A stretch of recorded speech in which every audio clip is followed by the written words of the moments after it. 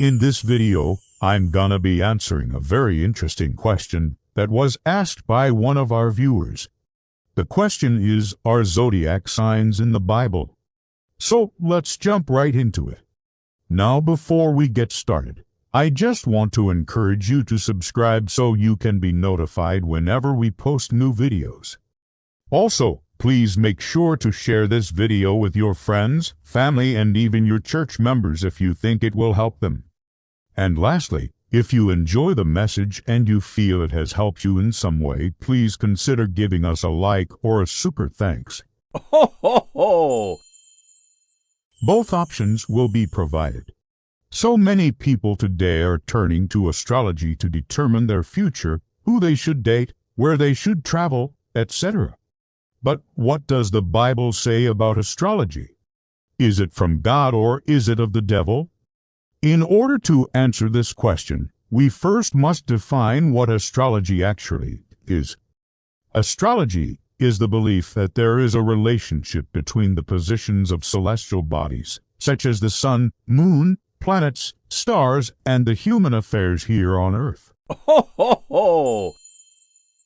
This means that astrologers believe that the positions of these bodies at the time of a person's birth can influence their personality and predict future events in their life.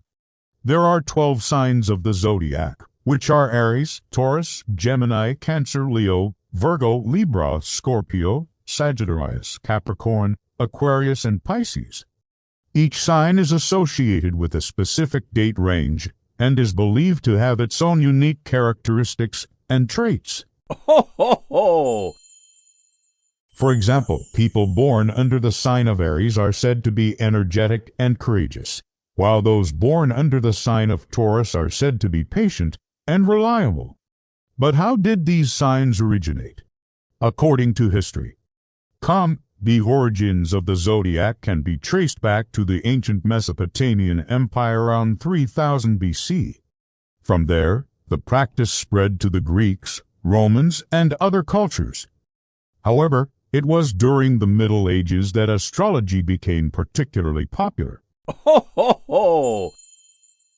This was because the church had banned people from studying ancient texts, so many scholars turned to astrology and astronomy instead. As a result, horoscopes became a common form of entertainment in the 16th and 17th centuries. But what does the Bible say about astrology? Let's start by looking at the word astrology itself. We know that the word astrology comes from the Greek word astron, which means star, and logos, which means study. But what does the Bible say about studying the stars? Ho, ho, ho! In Isaiah 40:26, the prophet asks, "Lift up your eyes on high. Who created these? He who brings out their host by number, calling them all by name. Because of the greatness of his power and because he is strong in power, not one of them is missing." In this passage, Isaiah reminds the Israelites that God created the stars and knows them all by name. He then goes on to say that not one of them is missing, which implies that the stars do not move or change in any way. Ho, ho, ho!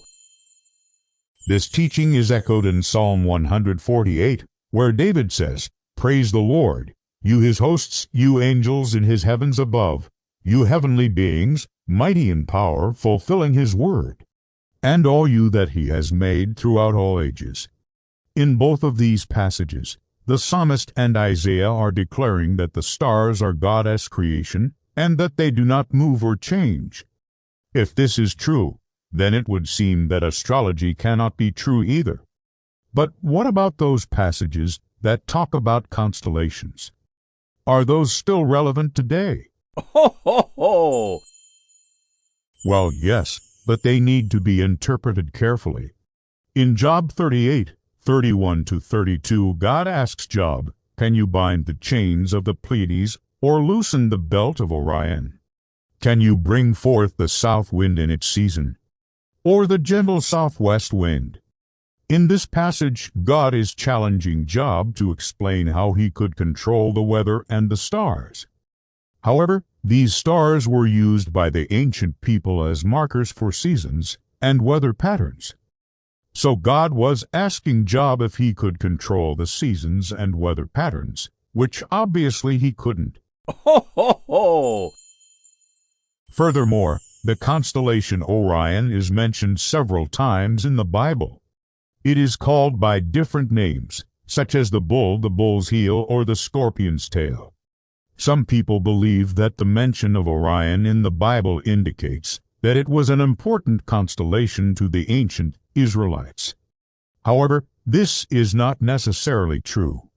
The fact that Orion is mentioned in the Bible may simply be because it was a prominent constellation that was easily visible to the naked eye. Ho, ho, ho! One of the most famous references to astrology in the Bible can be found in the book of Daniel, chapter 2, verses 1 to 49. In this passage, King Nebuchadnezzar has a dream and is so troubled by it that he calls for all the astrologers, sorcerers, and magicians in Babylon to come and interpret it for him. However, none of them can tell him the meaning of the dream except for one man named Daniel. Daniel asked for more time to pray and seek God for an interpretation, and when he receives it, he tells the king the meaning of the dream. Ho, ho, ho! Which is that God is about to overthrow the Babylonian Empire and replace it with the Persian Empire. Many people use this passage to argue that Daniel was an astrologer himself, but this is not true. Daniel was a prophet of God. And while he did interpret dreams, he also prophesied about future events, healed the sick, and raised the dead. It is important to distinguish between biblical prophecy and astrology. Astrology is based on the belief that the positions of celestial bodies can influence human affairs. Ho, ho, ho! Prophecy, on the other hand, is based on divine revelation. Let me give you an example. When Daniel told Nebuchadnezzar about the future Persian Empire, he was not using astrology to predict this. He was receiving a revelation from God about what was going to happen. In addition, the Bible clearly states that it was God who gave Daniel the ability to interpret the dream.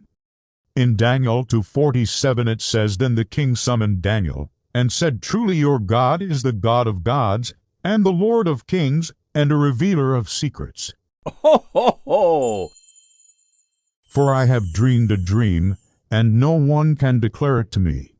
Here, Nebuchadnezzar is acknowledging that Daniel's ability to interpret the dream was not due to astrology or any other human means, but rather because God had revealed it to him. What about the passage in Acts 17, verses 22 to 31, where Paul talks about how the nation's actual gods were actually real gods? Does this mean that the Bible teaches astrology? Well, no, it doesn't. Ho, ho, ho! In this passage, Paul was trying to show the Athenians that their beliefs and practices were not as foreign to God as they thought. He acknowledges that they had gods, but argues that these gods were actually one God who had created everything. For example, Paul says that God made the world and everything in it, which includes the stars. He also says that God allows all nations to worship him according to their own ways. However, Paul makes it clear that this does not justify their idolatry or false beliefs. Ho, ho, ho! He goes on to say that God is now giving evidence against them, so they can turn back to him and be saved. Therefore, this passage does not teach astrology, but rather theology. So, what should we conclude from all this? The Bible clearly teaches that the stars were created by God and that he alone knows their destinies. Furthermore, the Bible warns against divination, sorcery, and witchcraft, which includes astrology. However, the Bible also teaches that God can and does reveal things about the future through dreams, visions, and prophecies. Ho, ho, ho!